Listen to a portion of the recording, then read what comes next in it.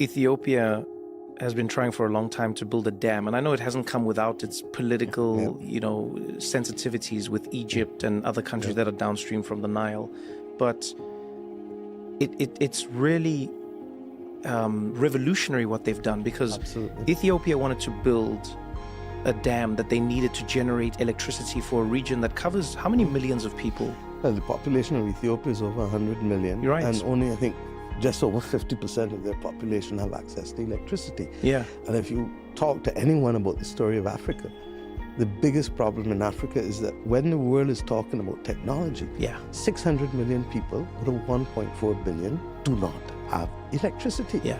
And the World Bank is committed to doing 300 million, and I thank Ajay for that.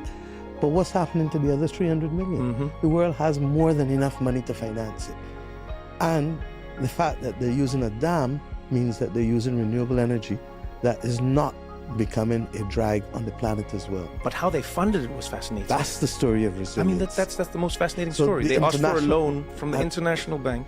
And the bank's international community refused to fund it for whatever reasons, and the Ethiopians turned inward. And between the central bank and the banks in Ethiopia and the ordinary citizens. It's a mind-blowing story. Citizens buying bonds, citizens giving donations. And I said to the Prime Minister 2 days ago when we opened it to Abiy, I said, look, you know that this is the 21st century ADWA.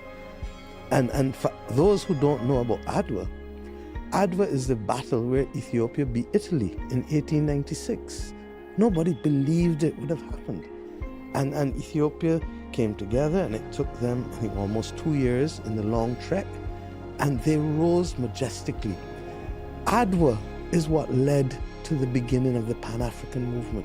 The New York Times, when you go to the museum in Addis Ababa that commemorates ADWA, you see the New York Times articles showing that this little African country, that's, their mind, oh mind, is much bigger than Italy, beat the great Italians.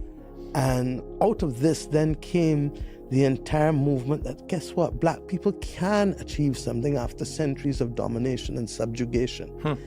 And out of that came the glory of the Pan-African movement, the conferences, ultimately the 1945 Manchester Conference, which really was the last major one before the independence movement, and Nkrumah and all of the others coming out.